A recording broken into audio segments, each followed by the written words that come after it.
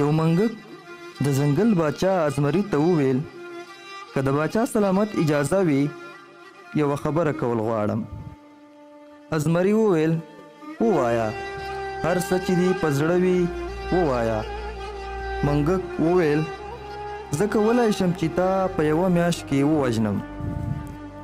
ازمری په مسکا شو، ورته ویې ویل ته مې وژنې؟ او ها ها ها ها ویې خندل. منګک ورته وویل هو، صرف یوه میاشت وخت راکړه. زمري ورته وویل که په یوه میاشت کې دې ونه وژلم بیا ستا د سر خیر نشته.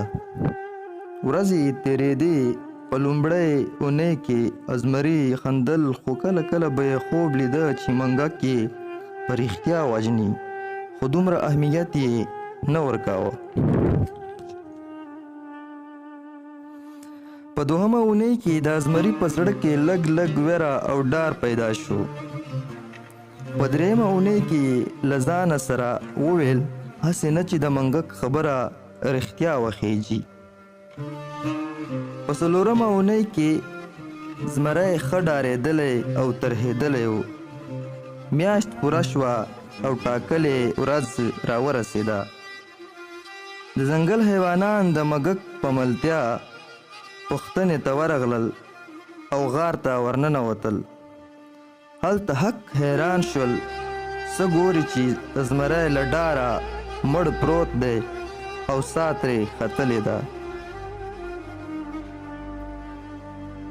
منګک ته دا راز معلوم و چې په نفس باندې د مصیبت انتظار تر ټولو سخت عذاب دی. درنو ملګرو، ډېر ځله به موږ یو شي ته انتظار کړی وي او هغه به نه وي پېښ شوی، او ډېر ځله به راسره د مصیبت د نازلېدلو ډار موجود وي، خو کله چې وخت راورسیږي هغسې نه وي لکه موږ چې اټکل کړی وي. نو راځئ چې د مصیبتونو له انتظار پرته ژوند وکړو، خپل ځان د آینده په تشویشونو کې غرق نه کړو. نننۍ ورځ ته مو پام وکړو او ژوند ته په مثبت نظر وګورو، او راتلونکي ته خوشبین واوسو. خوشحاله او سوکاله ژوند به مو په برخه شي. مننه.